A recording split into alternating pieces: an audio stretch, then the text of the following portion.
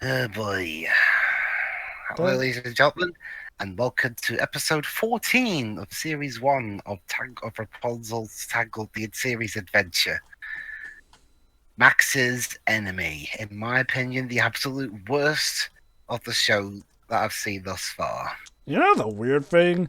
The TV Tropes page has literally an entire broken base page, but I don't think I've seen anything in that one pertaining to this episode. I'll mention Max's again in my final Enemy. thoughts, but I don't really think this is the worst thing ever. Like, sure, probably a step down in quality overall, but nothing that really tears my hair off my head. But again, we have to see by ourselves anyway.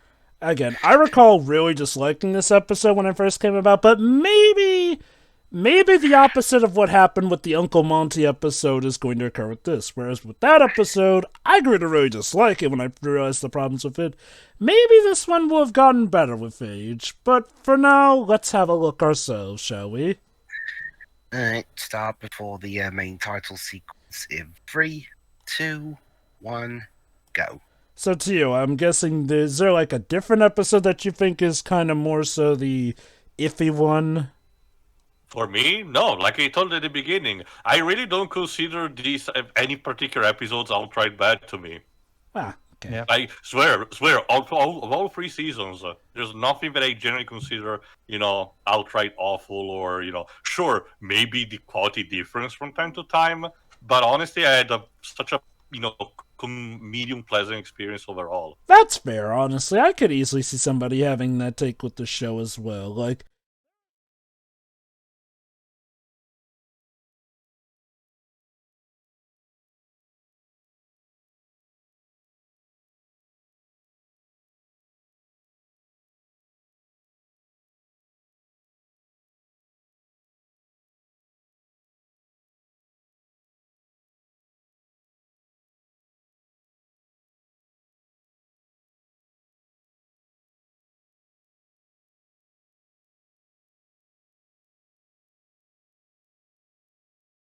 So, yeah, this episode is a Max-centric one. nice. I mean, The Maximus is one first of my Mass favorite Centric one we've characters done. from the movie, so that would be fine. But yeah, let's go. Okay, I'll give the show. Well, to be fair, at the very least, underrated or underappreciated or not, this show at least got to the full 3 seasons. Granted, some people have said that it might have had more if Disney didn't have their usual stupid, oh, a show can be no longer than 3 seasons bout here and there, since apparently they did have some more planned, but they had to scrunch things into season Honestly, 3. Jova, I I translated can that actually to answer season. that. Sorry, go Sorry. on. I can actually answer that. Basically, Jova, apparently, okay. According back in 2017, Jova, Chris Sonnenberg said at D23 that the plan wasn't need to have 3 seasons. So 3 seasons was always the plan from the get-go. What happened, apparently, based on what we've seen, is that apparently season 3 was going to have a couple more episodes than it ended up having. That being said, it didn't really have any major impact. What did get rejected, Jova, was the fact that they actually pitched a variant spin-off, apparently, but that got rejected. Alas. Okay, So, I'll admit that's not the biggest loss whatsoever. I mean, Varian's role in the show is good, but I mean, I guess I don't feel like we were uber cheated out of that. My understanding has been that while 3 seasons was the plan, at some point they did expand their plans a bit, but obviously those had to be cut back down Sure, Tid. by Okay. season 3. Alright, so now we've got a brand new horse coming around. I'm sure this won't. So- I'm sure this won't cause any silly drama. Okay, Wait. Shouldn't a horse named Axel be red? okay. So Very funny. a bit of an issue with this episode's plot is that it's kind of a bit of a stretch. So you're telling me that, oh, this horse that clearly should have an owner just magically happened to come out and catch this guy, and everyone just automatically takes this at face value here and there. I mean, it's not. No, we're not Nah. doing it. Yeah. Nah, no. Oh yeah, he shares my name. Yeah, It's a common name, Lips. Come on. I love this episode even more.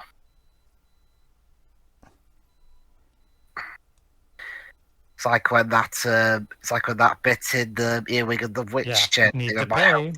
Mm-hmm. Fuck the police. Also, yeah. Okay, this is one of the rare TV episodes that I've seen in any TV show period in which literally every single character, major or minor, is an idiot. Yeah, I'm sorry. Like, I'm never really a fan of these episodes where, oh, the main protagonist, who people should know and trust, suddenly comes under doubt to this new guy here and there. I hated it in Foster's Home for Imaginary Friends, and I don't like it here either. That's oddly specific. To be fair, I haven't saw that much of that show either, so What I I'm don't know ref- what exactly are you referencing. I'm referring. Hold on. Hang on.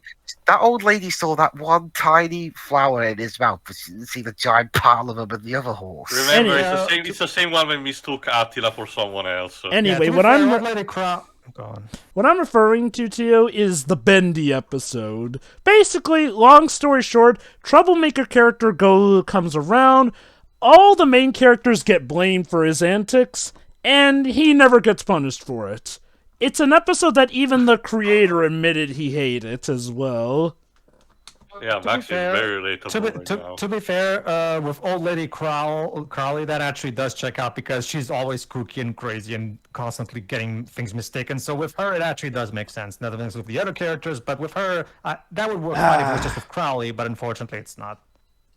God, the captain of the Royal Guards could really be a dick, and I get that that's kind of his point, but come on, to Max of all people? That's like the one person he's supposed to not be a dick to. Yeah, that doesn't even make sense with the captain's character, because the captain's character doesn't usually get swayed by things easily. So him doing that immediately, oh, look how much cooler Axel is than you, Max. Honestly, it just feels out of care. It just feels like they're just writing it just for this to force the storyline. And yeah, that's not how you write a story at all. Honestly, one thing I would have done is actually have the captain be one of the few people who's not easily swayed by Axel and actually agrees with Max on the thing.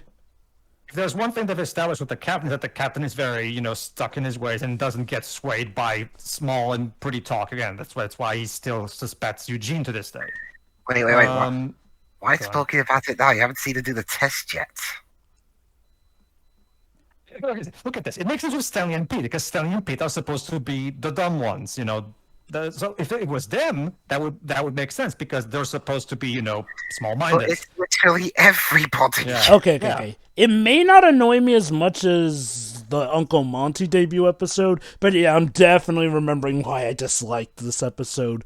The plot is forced. It is heavily forced. Like Taylor probably will say, this will eventually do come up, eventually lead to something else later down the line in season 1. But yeah, it still could have been executed better.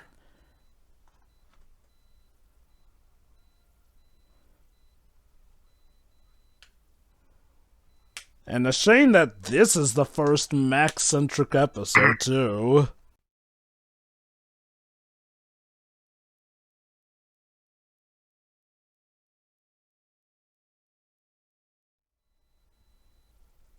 How? Why did Max somehow screw that up if he's like a champ at this? He's also sleep deprived. That is true, yeah. But that being said, yeah, it really the entire concept in general, in the way it's executed, it really is. I don't know. Yeah. Really? You care that much about what the horse is? Even though they have never cared that much about Max. Like, it's not even about Axel is getting what Max had. Like, no, suddenly people are treating Axel even better than they ever treated Max. Yeah. That's not, no.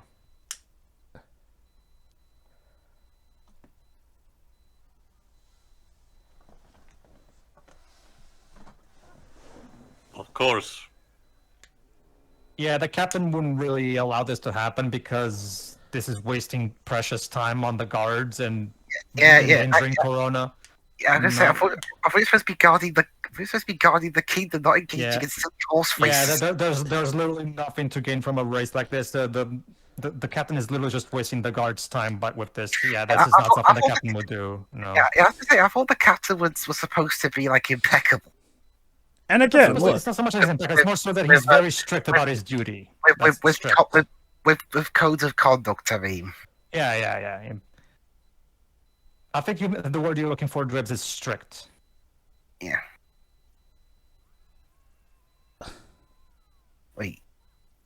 And Rapunzel is the only one who really notices about, like, I mean, yeah, I'm at the very least glad that Rapunzel is in character at least. So there's that.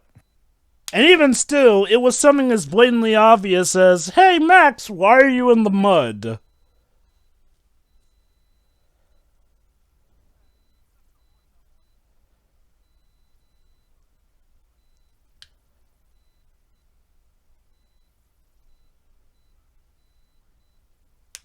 Old timers. I never. Okay, this I actually had to mention. I never got the idea that Max was that old as a character. Not really. I mean, he is a horse. He- Yeah, They also did mention beforehand the fact that Axel is younger apparently than him, but they kind of, in terms of animal, look like around the same age. I guess, okay. I guess to be fair, we don't know how old Max is. The usual lifespan of a horse is 25 to 30 years, not to say that they can't go outside of that, so maybe look Max at is that. pushing See? up in the 20s. Axel even stole his girlfriend and everything. okay, I'll admit that's actually kind of Redfield and funny. everything. Also, yes, turns out the It was horse a dramatic version of the wedding march. Okay, I will admit that in a vacuum, this Drive Not Mercy was at the very least fun. So that's that. In a vacuum, it is. I don't like the context where. Not to mention, the slapstick is very reminiscent of the old Disney cartoons. Mm-hmm. Okay, in this case, it's better because this captain is supposed to be a representation of Max's fears. It's not the real captain. So in here, it does make more sense that he would be like this. Problem is, they're also writing him like this in the real world. That's the problem. I will say this. I think one of the issues I have with this episode, also in terms of the lore of the Tangled series, is like, well, the thing is, Max was kind of the special case as a horse that, kind of functioned as a super cop. Like, let's remember the movie. Technically, he just started off as, a typical horse in the infantry. It was only when Eugene, at the time Flynn Rider, really got on his nerves to the point where suddenly out of nowhere he became super cop horse, essentially. So it's kind of weird that suddenly they're treating it like, oh, these horses that are extracurricular are kind of a normal thing. But the new horse is up to something. So black cats are for bad luck. Black horses are for evil. That's the funny thing. A black horse is a mascot for a bank round here. Is it like Dark Horse or something? Yeah. Huh. Interesting. Okay, that's a classic joke. Fine.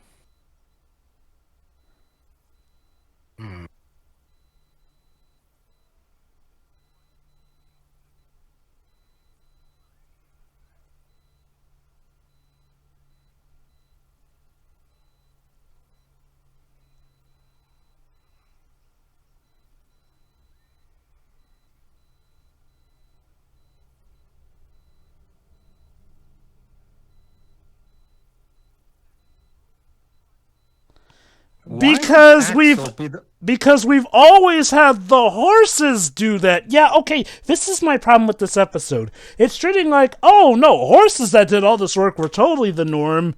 No, they weren't. In fact, the plot point of Tangled was how unusual it was that Maximus was doing all this.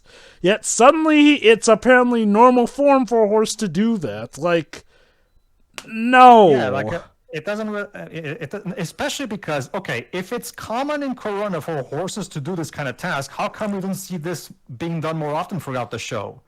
And why was Max suspicious about it if this is common? It only happens in this episode. So yeah, you can tell the writers didn't really think things in the long run. They just come up with this idea for this episode for the sake of the point they were trying to make. But then, since they didn't do anything like this after this episode, it kind of the best candy horse ever. My God! And you know what's sad? That's the thing, though, Paige. At what point are they trying to make everyone in Corona as a dipshit? You know, the weird thing is, honestly, this concept probably could have worked better with several of the other characters. In fact, my wonder is, why Max of all people? I mean, I feel like they wanted to give him an episode, but were just stuck for ideas. Like, I mean, yeah, this is the typical one. Oh, the pet character, or, the animal character, feels underappreciated, and so suddenly they are challenged by another being. Oh, gee, look at that. So basically, all the people of Corona had to do to think something's a bit iffy with this is look at a wanted poster, but they don't. Okay. Because if I am to be fair, the movie established that the guards are terrible. And at this moment, it's supposed to be Eugene and Lance's job, but after the beginning of the episode, where he kind of just disappeared. Oh, there we are. That is kind of a thing about this. Like, well, so, Eugene and Lance are kind of supposed to... I actually want to talk about this.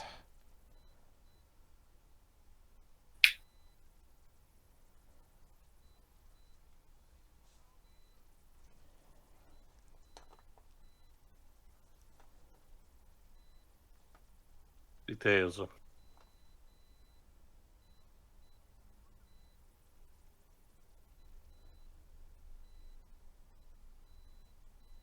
Ooh. This is Superman. Yeah, I'm interested in this plot. Can we talk more about Big Hops? But yeah, no, like Theo did mention, one weird thing is like, well, the show sometimes is inconsistent about Eugene and Lance's jobs. Okay, technically more so Eugene, although Lance does occasionally help out with that, even though he's more so the cook at the Snuggly Duckling. But yeah, it's weird that Eugene isn't sort of on top of some of this stuff. Now, granted, maybe they know that masked guy is the guy who was in the wanted poster, and they just never took down the wanted ad, though, to be fair, that's just me playing extra writer and probably a detail that should have been built up on more.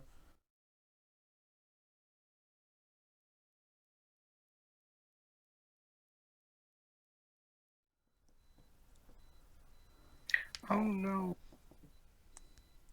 I guess Paul Mandy already had that one take. Officer. They just call them off. I love how this random Morse that literally just came into Corona is now suddenly admitted into the Royal Guard with no training, with no, initiation, nothing. He just got inducted into the Royal Guard for no reason. But Pedro, he did that obstacle course. You know what? The thing is, the idea of an evil horse counterpart to Max could have worked as well.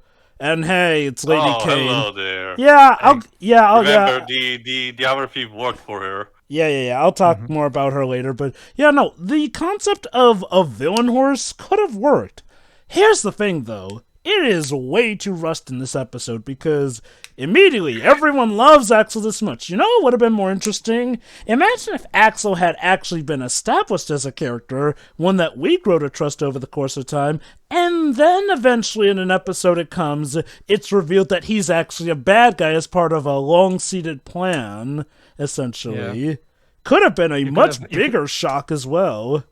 Yeah, you could have slowly built up over the episode with little hints of foreshadowing here and there. Let me put it like this. Episodes. Unless the twist was going to be that Axel was actually a good guy despite our suspicions, you can pretty much tell where the plot of this is going to go. Well, provided that's going the logical scenario.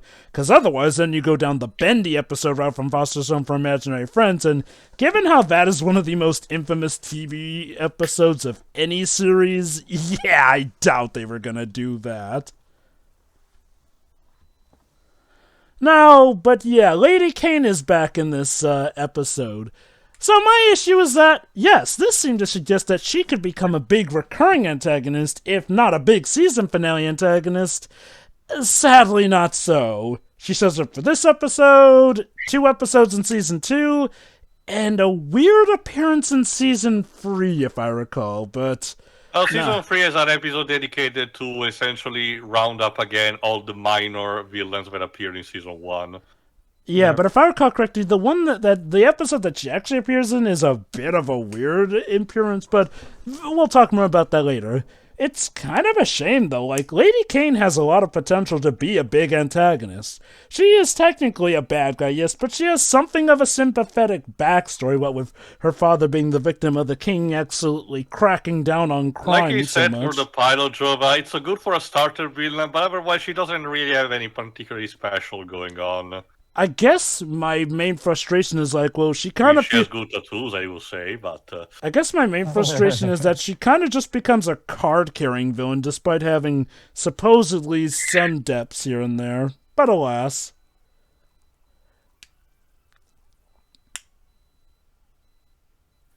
I thought I broke his spirit. Not for nothing, Lady King. That horse is carrying a much heavier load than Max, so, by all accounts, Max should be able to catch him still just fine, provided physics still work. Yeah, there we go. You know, you technically got defeated by said pathetic princess, so what does that make you? Consistent, I guess. Well, you don't want her to admit that in public now, do you? I mean, the fact that she literally has to escape from jail because they defeated her says a lot, don't it?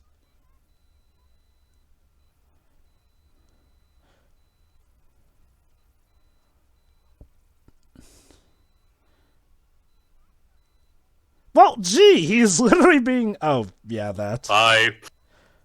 Wow. Thieves,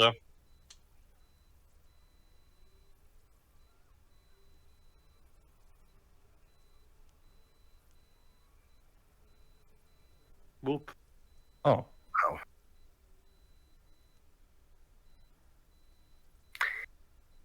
Yeah, so I can throw you in prison for the rest. Nope. Yeah, shut up. Yeah, shut the fuck up. Oh, hey, Lance. Where'd you come from? He's done crying. Well, remember, he was crying in a corner because he's very disturbed. The thing you have to remember, Jova, Lance is very emotionally frail. You have to, All right, and now time for the final confrontation. Horse versus horse. Who will win? I don't give a shit. Horse.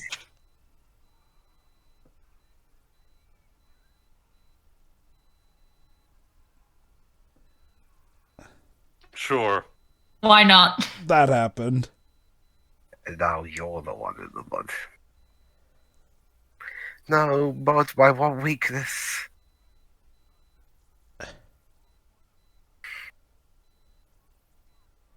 Hey, Liv. I love how everyone literally just magically shows up at the right time for these moments. Yeah, like, Also, are how we did you run out here? also are we gonna arrest the horse or anything? No. Yes, Actually, actually. I think we're gonna see it, actually. He's an active thief.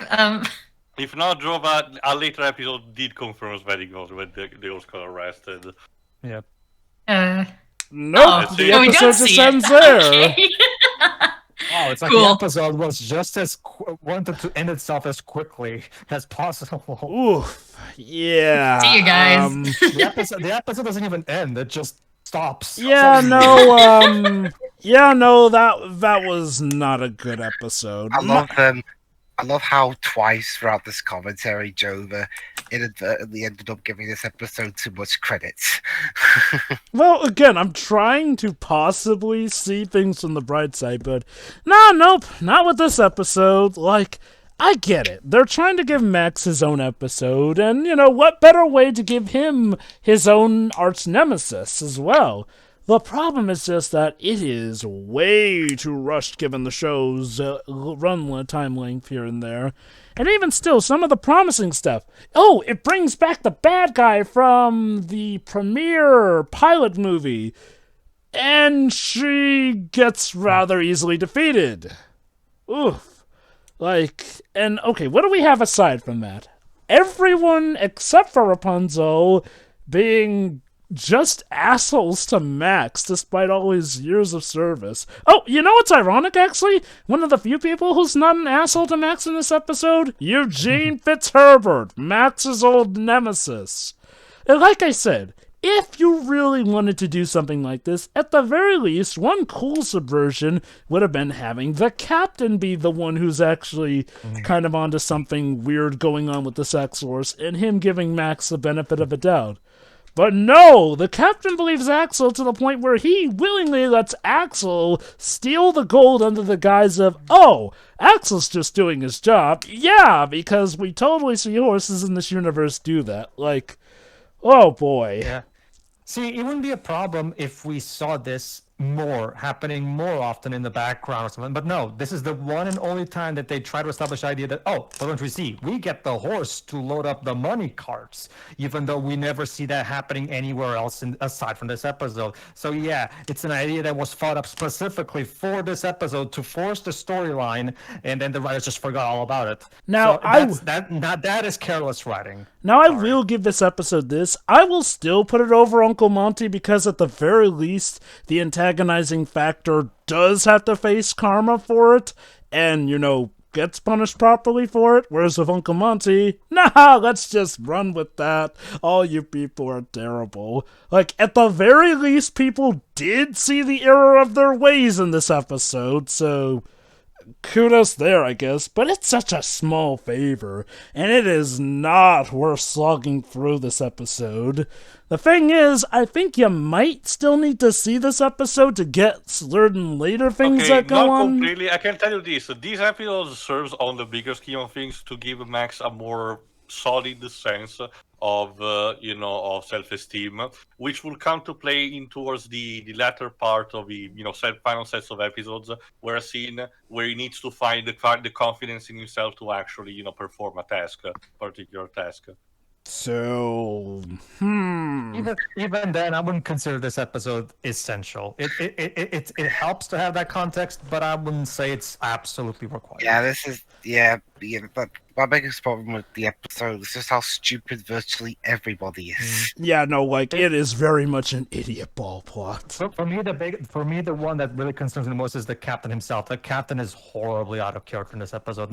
First of all, why would a captain waste the guard's precious time in doing a stupid race just because Max wants it? Like I've said, the captain of the guard is very strict, and he's a very no nonsense, no jokes type of, no wasting time type of character. It makes no sense for him to allow something like that.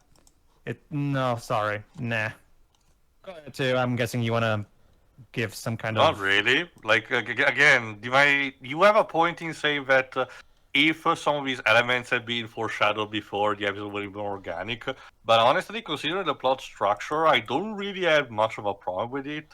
I would have had if there was a case where Axel blatantly cheated in the challenges, but the other characters did not see that through. But otherwise, he pulled his cover stunt perfectly well. So, sure, you can argue that the characters fall for him a bit too easily, but otherwise, again, it's like what Rapunzel said. They were fascinated by, by strength and quick thinking, just without looking at his art. Simple as that. My main issue is just that this clashes with the lore of Tangled, because Max was, as the episode admits, was supposed to be kind of a one-of-the-kind thing. So the fact that most people are just praising this other horse out of nowhere and immediately giving him all the promotions and whatnot, like, no, it feels way too rushed. I think I might have been more okay with this if this was, say, more measured out. And again, it could have been much more of a bigger surprise if at first it seems we're supposed to like Axel as we slowly start to grow to like him, but then he pulls the face-heel turn, essentially, and turns out to be a secret bad guy in that regard. That could have been interesting. But as for what's given with us, just no. It's a slog, and I really don't care for it. You got anything to add, Shiroi? No, not really. Anyway, what's the next episode then? Episode 15, The Way of the Willow. I think it's the one about the aunt. No, I believe so. Yeah. It's the first episode to focus on Rapunzel's mom, which is a good idea considering she's never had any, focus up to this point, so that should be nice. All right. See ya. See ya. Ta-ta.